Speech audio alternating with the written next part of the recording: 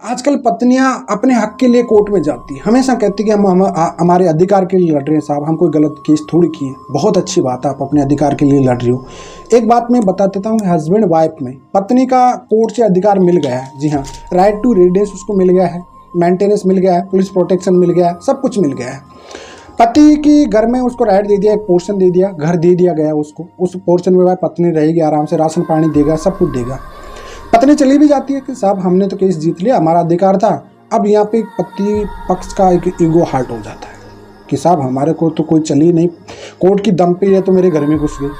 उसके बाद क्या करते हैं साहब, उसको एक अपना पोर्शन होता है। पत्नी खाना बनाना चाहेगी तो उसका एक अलग किचन कर दिया जाता है। उसका आप क्या ना पानी पीते हैं, ना उसका कोई खाना खाते हैं, ना उससे कोई बात करता है, ना उसके पास पति आता है। पति तो अपने माँ बाप के साथ रहता है, ठीक है, सिंपल सी बात है।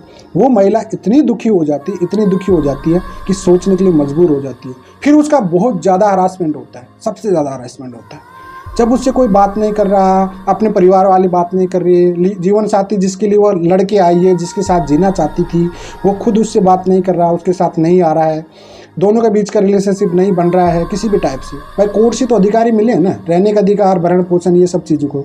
तो कहीं ना कहीं इसमें एक अकेलापन फील होता है, बेड फील होता है उसको। हम कई महिलाओं को लड़ते हैं, कहीं की महिलाओं को हम अधिकार भी दिला देते हैं। ये प्रैक्टिकल अनुभव कहाँ से आता है हम लोगों को, जब कोई महिला जाती है ससुराल में, उसके साथ ऐसा होता है। कई लोग तो घर छोड़ के भग जाते हैं, कहीं के दो मकान होता है तो एक मकान में उसको कोर्ट से राइट मिल जाता है। पत्नी सोचती है कि चलो पति यहाँ पे भी आएगा, नहीं आता है।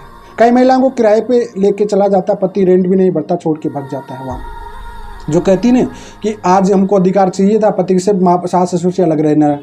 कई महिलाओं को तो दूसरी सिटी में ले जाके ना रेंट तक नहीं भरते, भग जाते हैं पति छोड़ के, फ़ोन तक नहीं उठाते उनके साथ में। ये घटनाएं हो जाती है आज के डेट में। तो आप जो लड़ रहे हो, जिस चीज़ के लिए लड़ रहे हो, जो अधिकार मांगना चाह रहे हो, वो चीज़ों की सच्चाई भी आप प्रैक्टिकल जान लेना।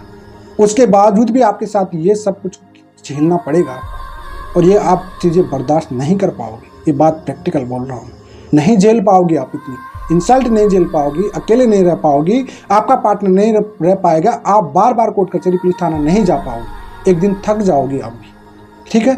इससे आपको एक चीज़ समझ लेना चाहिए कि अगर आपके रिश्ते में से एक पार्टनर खराब निकल गया, चाहे वो पति हो चाहे वो पत्नी हो, उसके बाद अगर आप कितनी कोशिश कर लेना, आपका रिश्ता नहीं बच पाएगा। बुरा लगेगा, मिर्ची लगेगी, लेकिन मैं सच्चाई बोलता हूँ, प्रैक्टिकल बोलता हूँ हमेशा, क्योंकि मैं आए दिन ऐसे मामले देखता हूँ। कहीं महिलाओं का अधिकार दिलाने के बाद भी उनके साथ ऐसा हाल होता है ससुराल में कि भैया वो मकान को छोड़ के भग जाते हैं।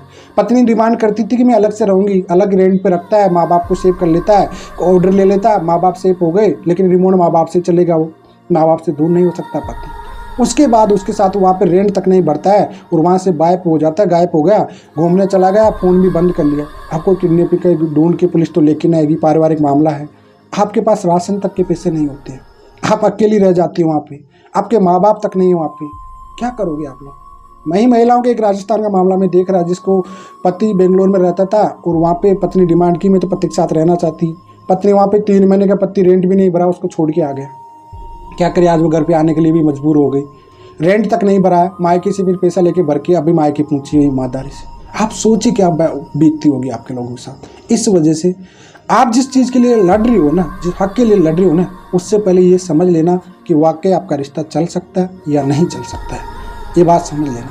जब आपको समझ आ जाए कि आपका रिश्ते से आपसे बेटर कोई नहीं जानता है, ईगो की लड़ाई को, ईगो को साइड में रख के, अहंकार को साइड में रख के, फिर आप सोचना, प्रैक्टिकल सोचना, क्या वाकई आपकी लाइफ की बर्बादी कर रहे हो या क्या नहीं कर रहे हो। इस वजह से आपको डिसीजन आपको लेना, सोच समझ के आपको लेना है। डिसीजन आपका है, रिश्ता नहीं चलने वाला है तो मूव ऑन कर लीजिए, बेटर है। जो भी होगा, ऊपर वाले ने जो भी दिया, एक रिस्क हो गया, एक सबक था, मिल गया, अपने आप में मूव ऑन करो, अपने आप को इतना स्ट्रॉन्ग बनाओ, अपने आप को इंडिपेंडेंट बनाओ। भैया कोई मतलब बने, आज के रिश्ते बहुत स्वार्थी हो चुके हैं। आपको कमाना ही पड़ेगा, आपको अपने पैरों पर खड़ा होना ही पड़ेगा, अन्यथा आपको दिक्कत हो जाएगी। मेंटेनेंस भी बन जाता तो 1 महीना देते, 5 महीना नहीं देते, दिक्कत रहोगी। कब तक आप दूसरे पे इंडिपेंडेंट रहोगी, दिक्कत है आपको बहुत ज़्यादा है। इस वजह से आपको खोलना पड़ेगा आंखें, सोचना पड़ेगा, समझना पड़ेगा। आगे आपकी मर्जी है, मेरा काम था बताना, मैं आपको बता दिया, अब आप कुछ भी